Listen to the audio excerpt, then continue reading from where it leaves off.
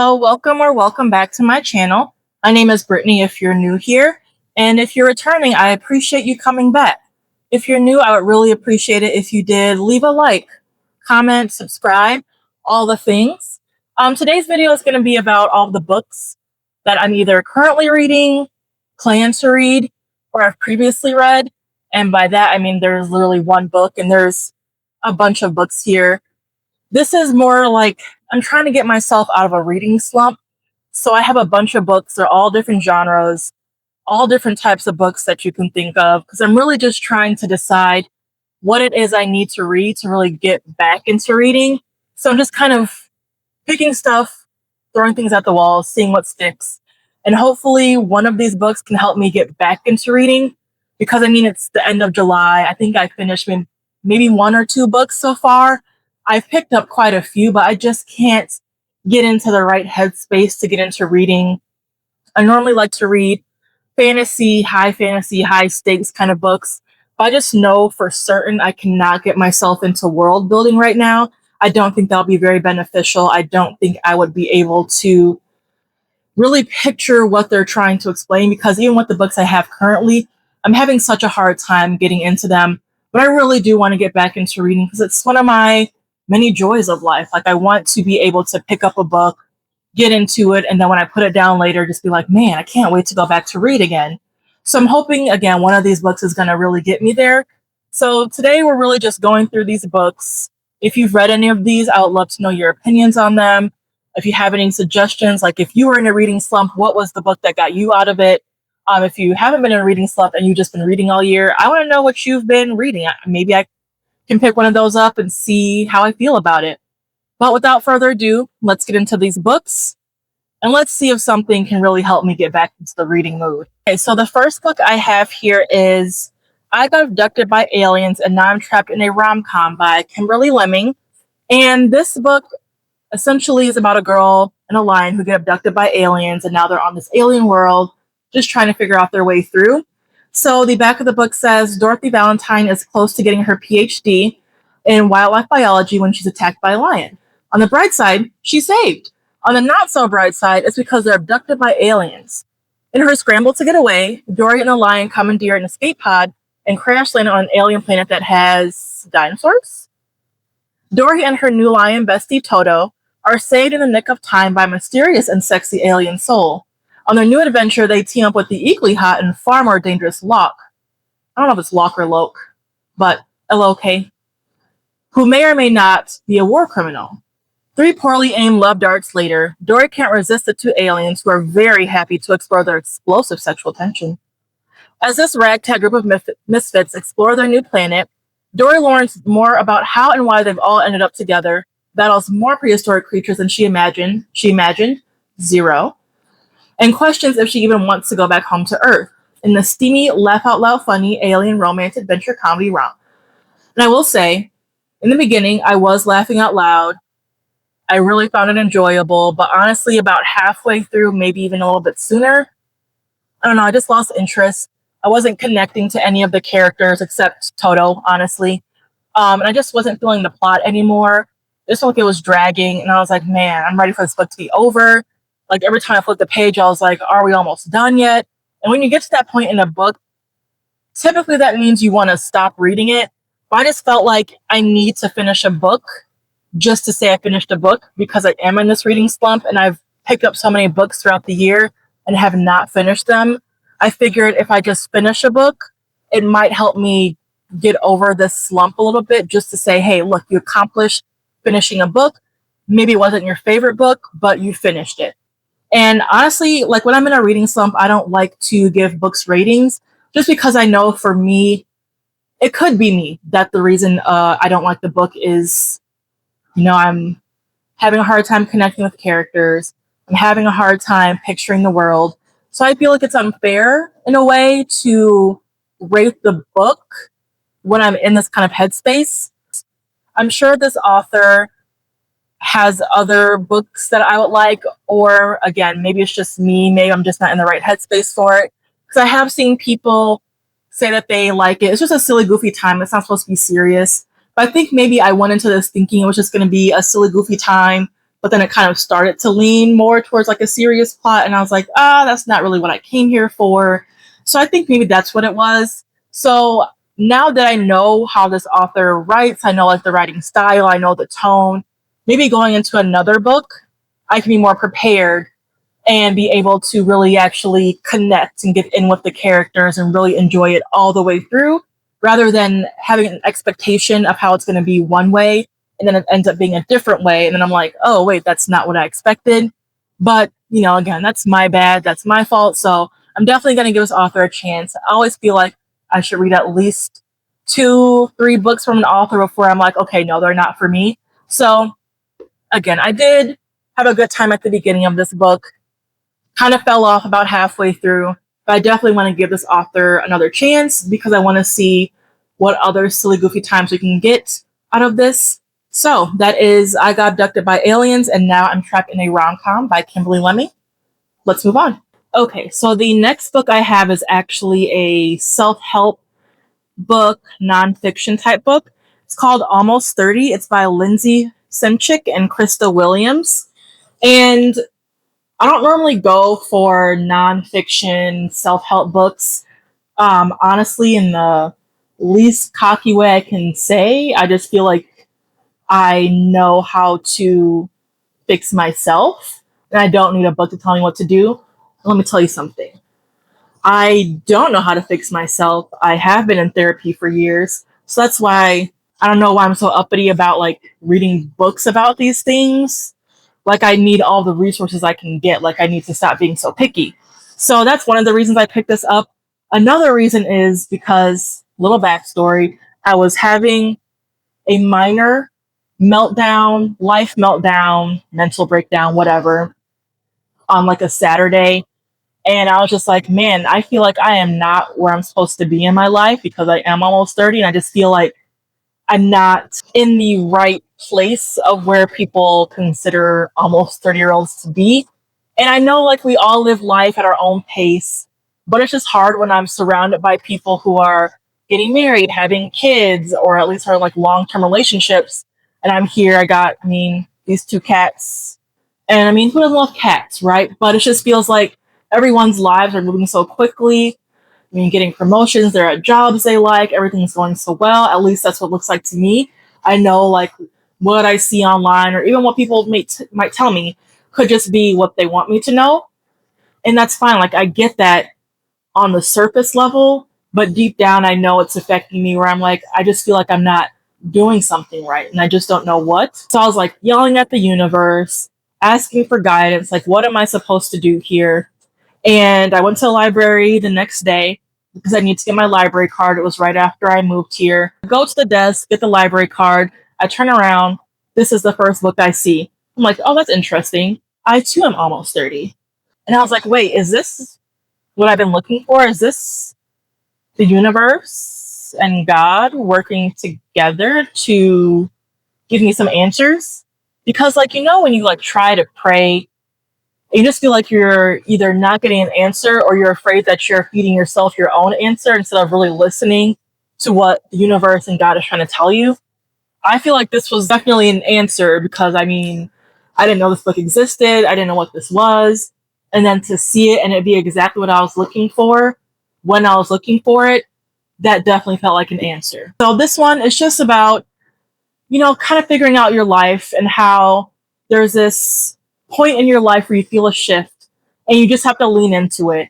And it feels hard. It's difficult because you're going through all these changes. Going from one decade to another is difficult. Like there are a lot of life stages that happen during this time. Lots of things are happening.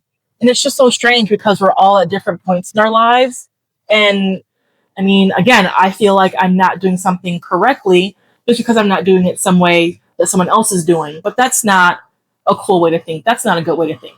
So this book really helped put things in perspective for me and help explain things and things that were maybe go like, oh, okay. Because I like to think of myself as not a jealous type, but honestly, like as much as I hate to say it, I kind of am because I mean, what am I doing when I see other people? I'm comparing myself because I am jealous of what they have because I see it. I'm like, man, I don't have that. I wish I did. But this book kind of explained that like that jealousy you feel is essentially your spirit telling you that you can get to this point. You just have to work towards it. And like you have that potential to do better. And that's what your spirit is trying to get you to do, like push you forward despite maybe you feel uncomfortable doing something. Maybe you get like imposter syndrome. You learn something new every day. You get new perspectives every day. Even if you think you know everything, there's always something to learn or a thought that can be expanded upon. So that's what this book is doing. So I'm enjoying it. I don't know if I would give like this type of book a rating, but I would just say it's helpful. I would say it puts things in perspective. And if you're almost 30 or after 30 or even way before 30, just give it a read. You can get something out of it. There's even some nice journal prompts in here if you like to journal, which I do, so I find it helpful. So I'll just say go ahead and pick it up, see what you get out of it. You never know. You might find out something new about yourself. I know. I just want to say I'm working with some new equipment because I realize this is something that I want to keep doing. It's a fun little hobby. I look forward to making these videos.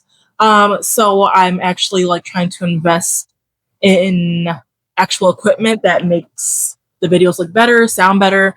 But I realized maybe like this little microphone isn't working so great. So I do apologize, but this is what I have for now. So I hope the sound doesn't sound too wonky. I'll do my best when editing to make it sound better. But anyway, I digress. Let's get back to the books.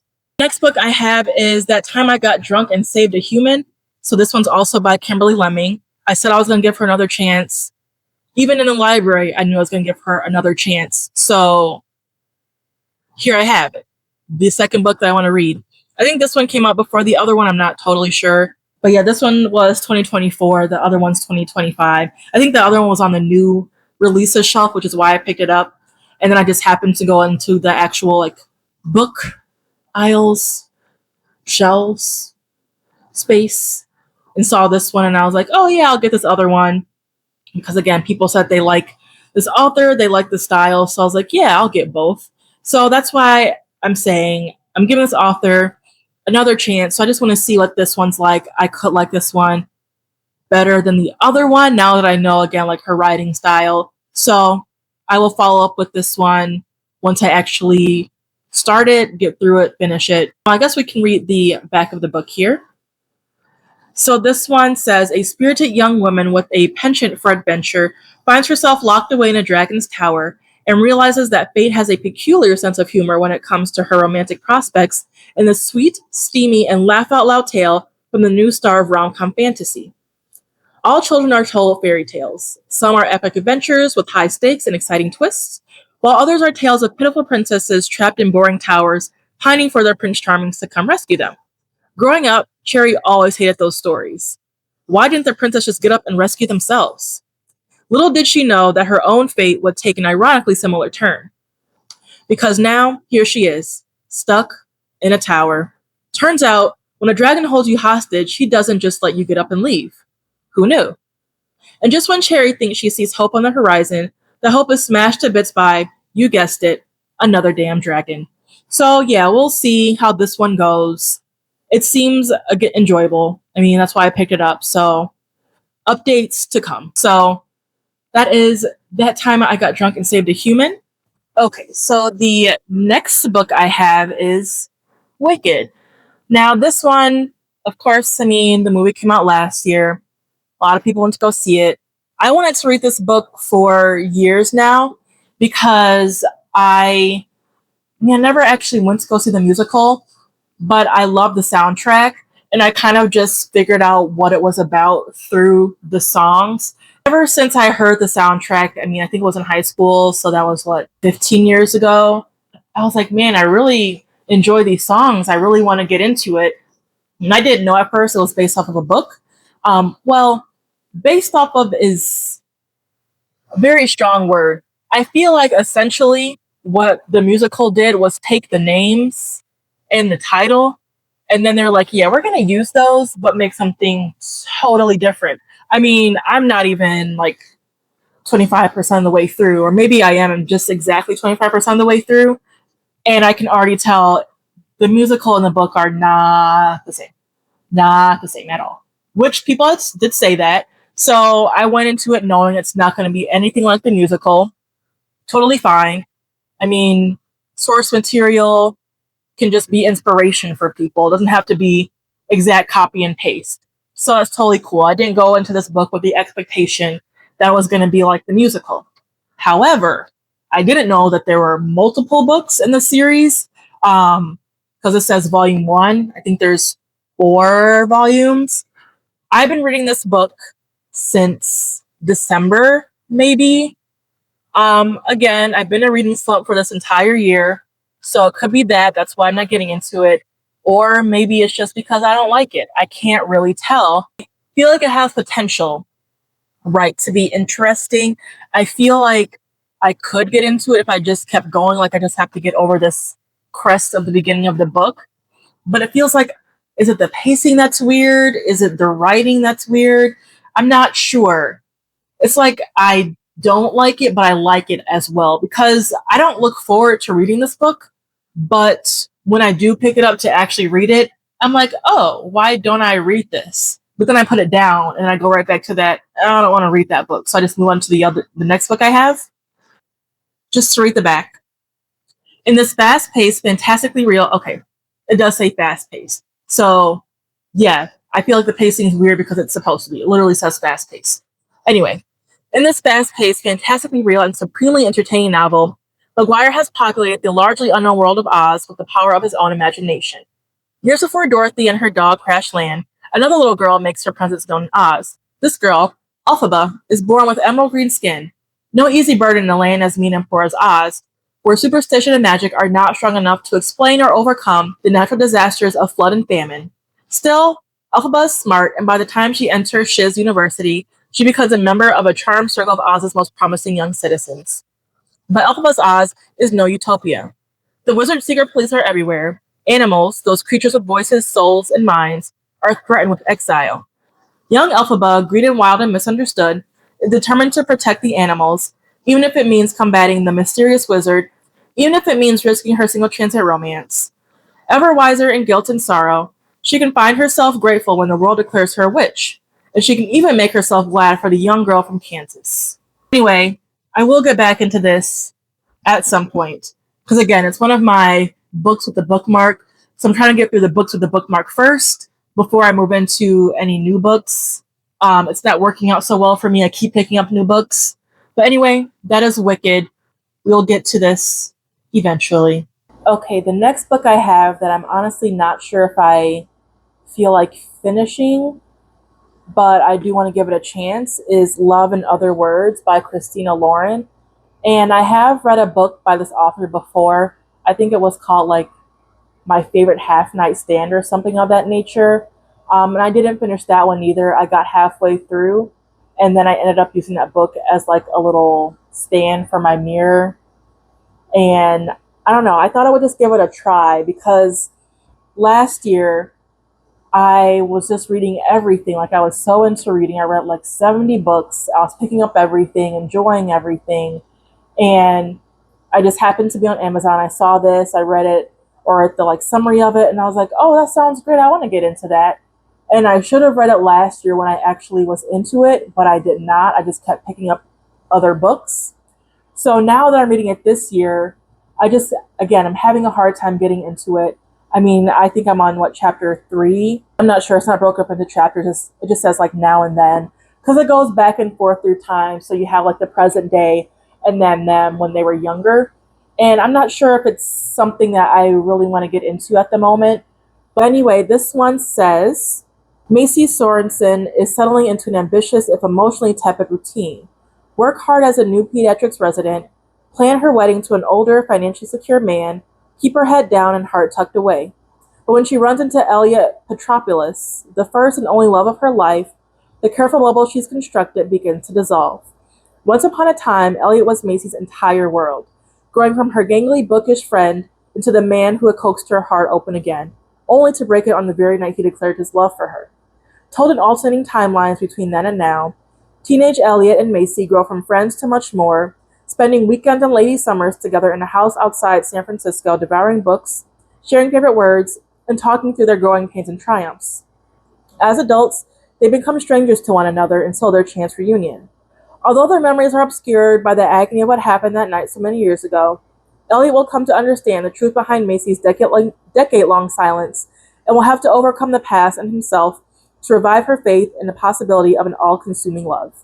So it spoke to me, I remember last year, because I was reading like all the fluffy romances and I was like, I don't want that. I want something like deeper. I want something with meaning.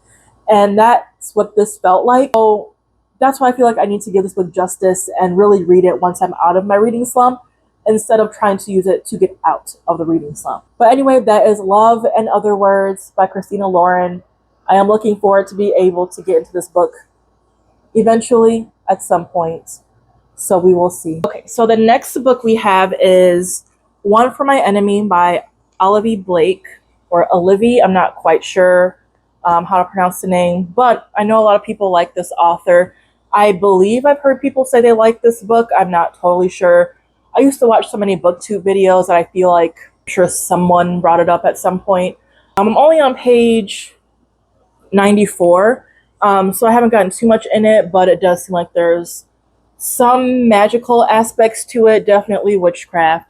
And then I did start doing some annotating here. I have like my little tabs, if you can see those, but let's just read the back of this. So in modern day Manhattan, where we lay our scene, two rival witch families fight to maintain control of their respective criminal empires. On one side of the conflict are the Antonova sisters, each one beautiful, cunning, and ruthless, and their mother, the elusive supplier of premium intoxicants known only as Baba Yaga. On the other side, the influential Fedorov brothers serve their father, the crime boss known as Koshi the Deathless, whose ventures dominate the shadows of magical Manhattan. After 12 years of tenuous coexistence, one family member brutally crosses the line. Bad blood reignites old grudges. At the same time, fate intervenes with a chance encounter between enemies. In the wake of love and vengeance, everyone must choose a side. As each of the siblings struggles to stake their claim, bloodshed is inevitable. The question is, whose? So, kind of reads like a play, it feels like. I believe it's supposed to be based off of sort of like Romeo and Juliet in a way. I think I read that somewhere. Maybe that was just somebody saying that they felt that way when they read it. But I can see how it has that similarity here where like you have forbidden love, rival families, that kind of thing. I do like that it's set kind of in the modern time and we see how like decades old feuds kind of play out through younger generations and like that familial kind of, I don't want to call it like trauma, but definitely any grudges people have and like you're not supposed to like that person because we don't like those people. But like it's like you never give people a chance. It's just like you pass down these grudges to people who had nothing to do with the original conflict. I am interested to see how this kind of plays out. Again, I haven't really picked it up in a while, but definitely when I do read it, I enjoy it. So I'm not sure what makes me not pick it up. But I will get back into this, and then when I do finish it or as I work through it, I will definitely give updates. Okay, so the next book I have here is The Housemaid by Freida McFadden, one that I'm sure lots of people have read by now. I have already read a couple of Freida McFadden books. I believe one was called The Teacher, and the other one was one that just came out. I don't remember what it's called. But anyway, I've read two of her books. I do enjoy them. I like her writing style, and I do like a thriller. So I think this will be something that'll probably help me get through a reading slump. I feel like they're usually quick because you just want to get to the end and figure out like what's going on, who did what, who are these people, how does it end. So I definitely want to work through this one. But this one says, every day I clean the Winchesters' beautiful house top to bottom. I pick up their daughter from school, and I cook a delicious meal for the whole family before heading up to eat alone in my tiny room on the top floor. I try to ignore how Nina makes a mess just to watch me clean it up, how she tells strange lies about her own daughter, and how her husband, Andrew, seems more broken every day. But as I look into Andrew's handsome brown eyes, so full of pain, it's hard to imagine what it would be like to live Nina's life. The walk-in closet, the fancy car, the perfect husband. I try on one of Nina's pristine white dresses once, just to see what it's like. But soon she finds out, and by the time I realize my attic bedroom door only locks from the outside, it's far too late. But I reassure myself, the Winchesters don't know who I really am. They don't know what I'm capable of. I didn't even read the top of this. Welcome to the family, Nina Winchester says as they shake her elegant manicured hand. I smile politely, gazing around the marble hallway. Working here is my last chance to start fresh. I can pretend to be whoever I like, but I'll soon learn that the Winchester secrets are far more dangerous than my own.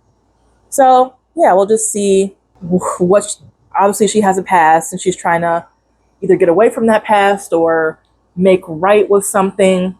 So definitely start reading this probably sooner rather than later.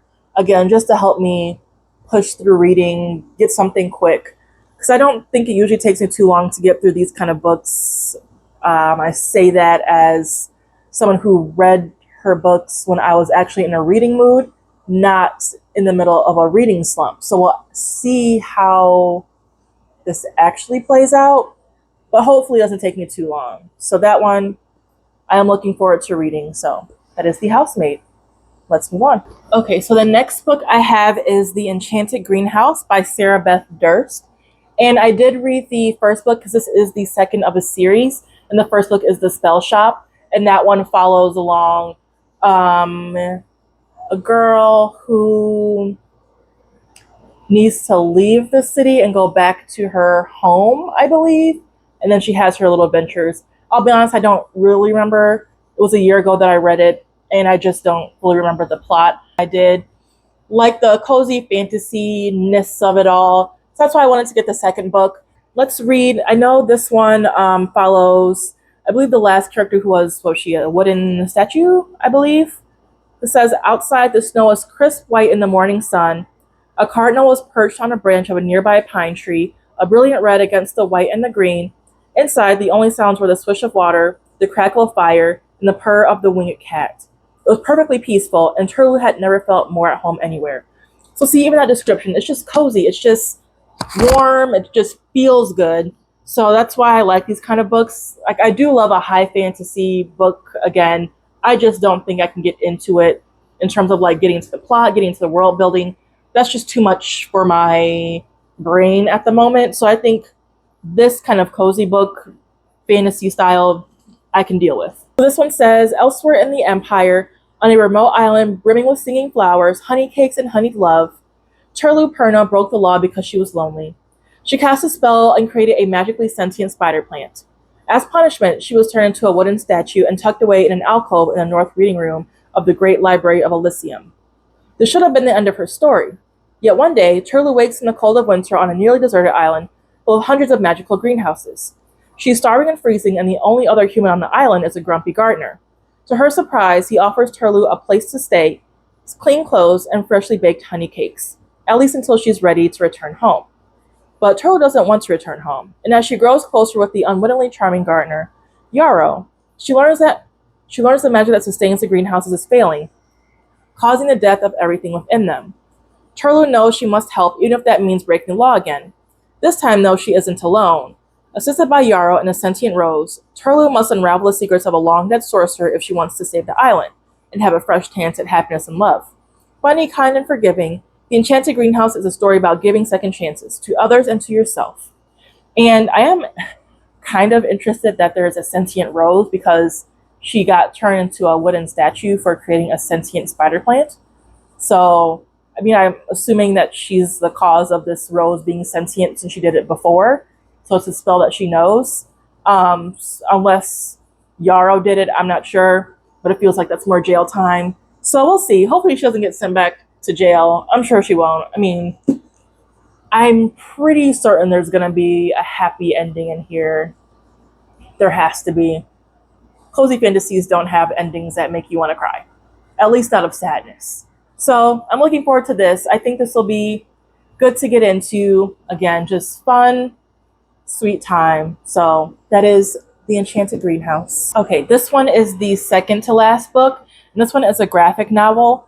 This one is Lore Olympus. This one is volume 5. Of course, I've read volumes 1 through 4.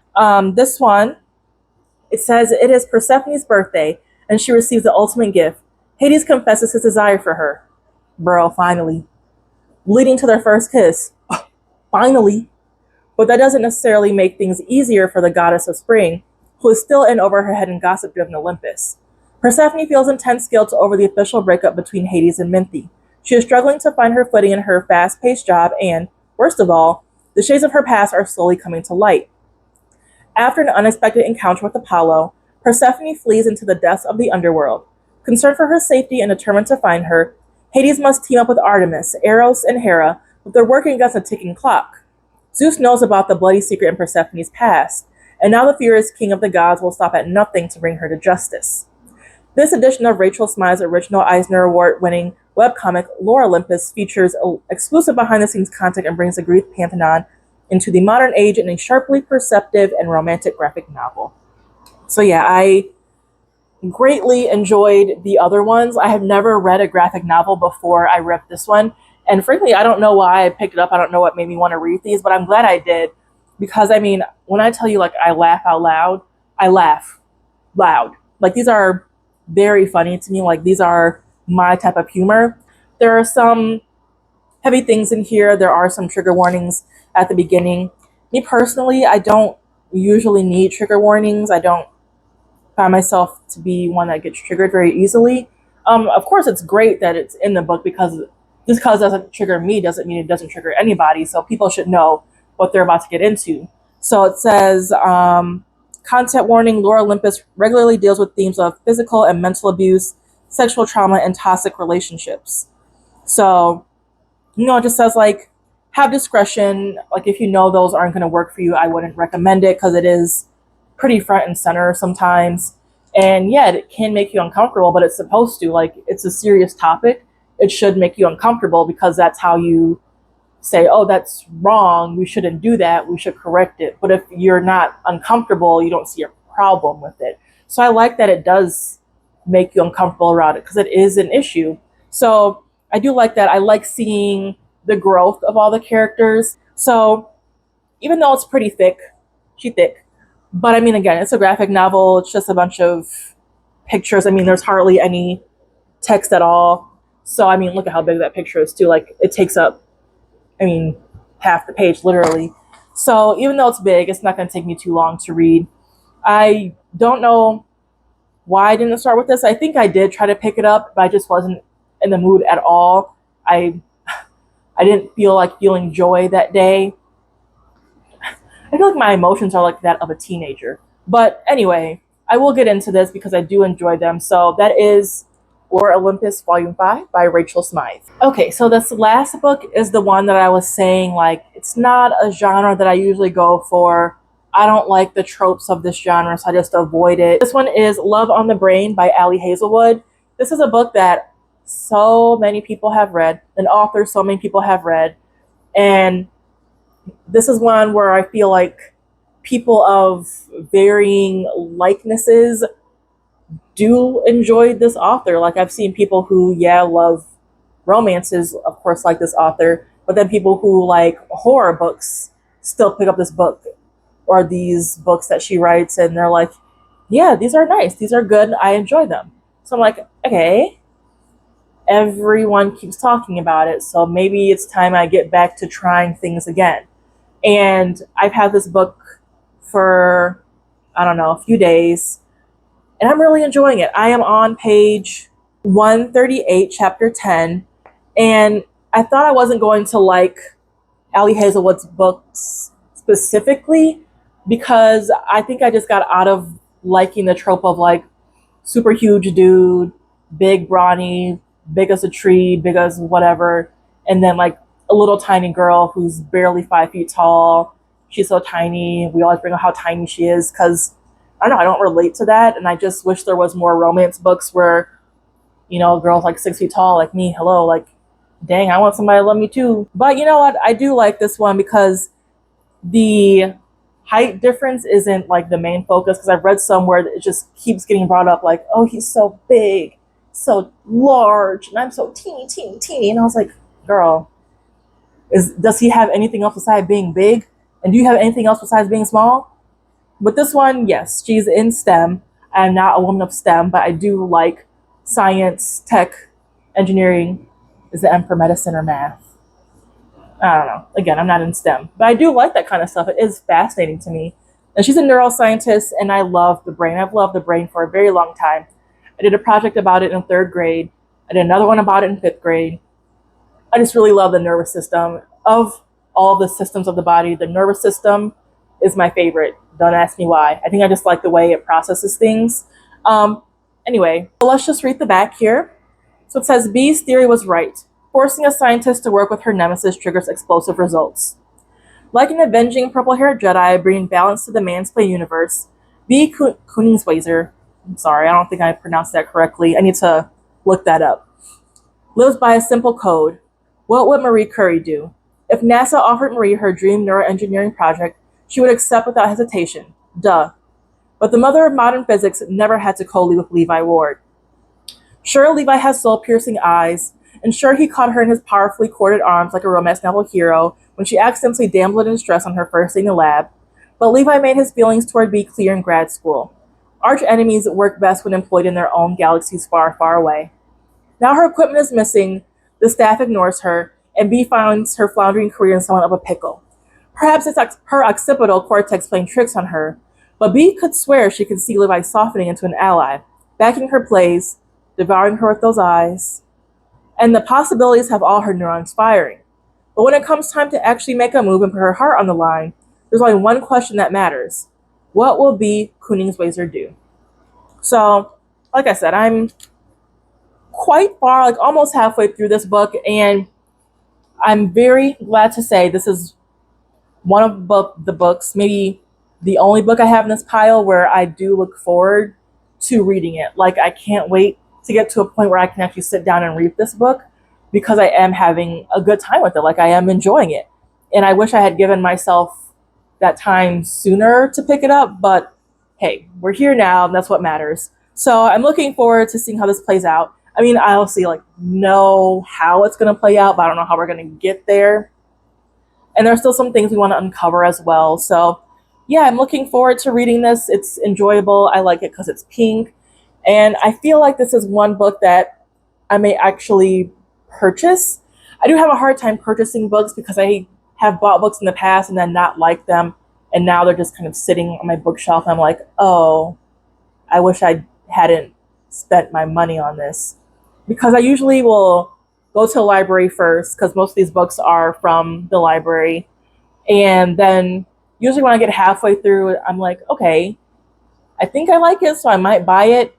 And don't think I won't return a book. I'll return something right away. So I have bought books and returned them. But again, I'm looking forward to this.